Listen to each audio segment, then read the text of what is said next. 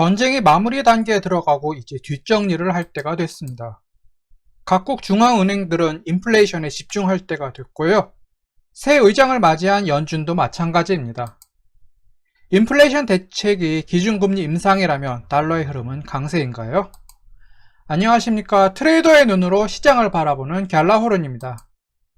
미국 이란 중동 전쟁이 마무리돼 가면서 급등했던 달러도 진정 국면에 들어갈 것으로 예상해 볼 수 있었습니다.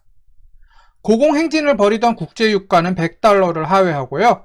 지난주에는 서부 텍사스산 원유는 배럴당 70달러대, 북해 브렌트유는 배럴당 80달러대까지 내려왔습니다.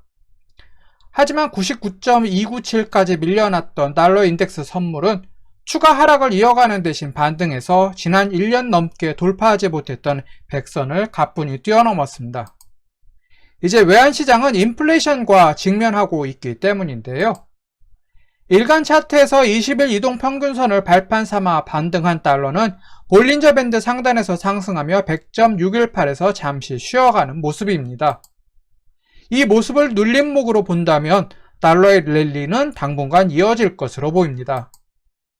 달러 인덱스는 지난해 초 4월 100 이하로 내려온 뒤 다시 100대에 복귀하려는 시도를 여러 차례 이어왔지만요.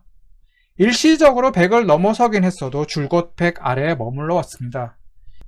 외환시장에서는 어떤 의미 있는 저항선을 계속 두드리면 결국 저항선이 무너지는 특징이 있습니다. 1년 넘게 계속된 100대 안착 시도가 이번에는 성공할지 이제 지켜볼 차례가 됐죠. 달러가 랠리를 이어가 다음 저항선인 101.50대까지 넘어선다면 달러의 강세는 더욱 두드러질 것입니다. 주간 차트에서 달러 인덱스는 박스권 안에서 등락을 거듭했죠. 박스권 상단에 다다른 달러는 주간 차트에서도 박스권 이탈을 하고 새로운 단계에 진입하려는 시도를 이어가고 있습니다. 꾸준히 상승해온 달러는 120일 지수 이동 평균선을 넘어서면서 볼린저 밴드 상단에 바짝 다가섰죠. 오랫동안 지지선으로서 저항선으로서 작용해온 99.8에서 100대 사이에 이르는 가격대를 넘어섰기 때문에 일단 달러에 대한 시선은 강세적 시각에서 바라볼 필요가 있겠습니다. 이는 달러가 대세 상승의 길목에 들어섰다고 볼 수도 있죠. 달러 인덱스는 4시간 차트에서 20일 이동 평균선을 발판으로 크게 도약해 볼린저 밴드 상단에 이르렀습니다. 눌림목을 주고 랠리를 이어가던 달러는 100.52에서 잠시 숨고르기에 들어간 상태입니다. 이번 주 시작은 숨고르기를 마치고 랠리를 이어가기보다는요, 좀 더 뒷걸음질을 치면서 지지선을 차사한 나설 가능성이 있습니다. 하지만 큰 시간대에서 달러 강세 신호가 강하게 나온 만큼 달러의 조정은 일시적일 것으로 보입니다. 달러는 오랫동안 저항선으로 작용해온 100선이 이제 지지선으로서 역할을 새롭게 할 것인지 확인할 것으로 보이고요. 지지선을 확인한 다음에는 랠리를 재개할 것으로 예상됩니다. 달러의 조정이 좀 더 깊어진다면 달러가 도약을 준비했던 99.40대와 120일 지수 이동 평균선이 지나는 99.58대 사이 가격대에서 상승 동력을 재충전할 것으로 전망됩니다. 마무리될 것 같았던 중동 지역 군사적 갈등이 다시 고조된다면 달러는 안전자산 선호 심리로 강세를 띨 것으로 예상이 됩니다.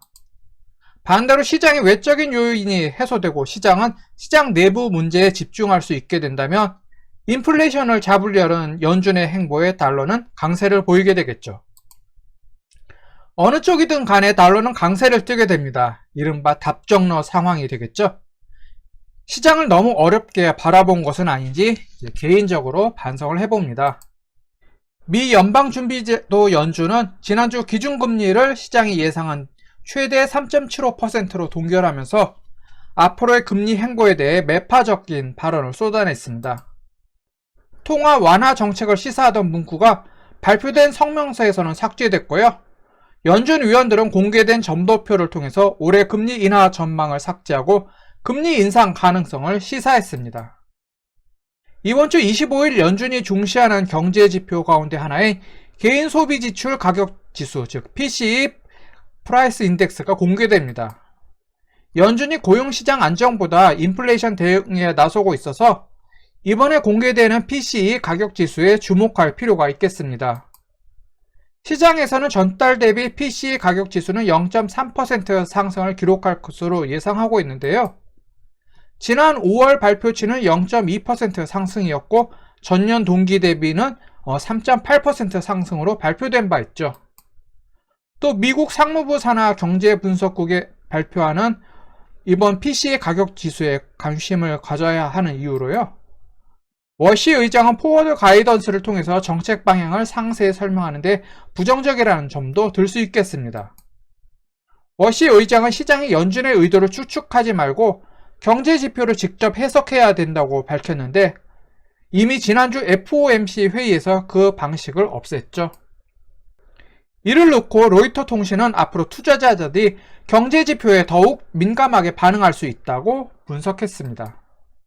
시장에서는 물가 지표가 예상보다 높게 나오면 금리 인상 기대가 높아져서 미국 10년물 국채 금리가 5%를 향할 수 있고요. 물가가 둔화한다면 채권 시장이 안도랠리를 보일 것으로 예상하고 있습니다. 물가가 예상보다 둔화하면 금리 인상 기대감도 그만큼 낮아진다라는 소리가 되겠죠. 한편 시카고 상품거래소 패드워치에 따르면 시장 참가자들은 다음 달 7월 연준이 기준금리를 계속 동결할 가능성을 61.5%로 보는 반면 0.25%포인트 인상할 확률을 38.5%로 보고 있습니다. 10월에도 금리를 동결할 확률을 21.6%로 상대적으로 낮게 평가한 반면 0.25%포인트 인상할 확률을 47.2%로 나타났고요. 0.25%포인트 이상의 빅스텝 가능성도 31.2%로 평가돼 시장은 하반기 연준의 금리 인상을 유력하게 보고 있습니다.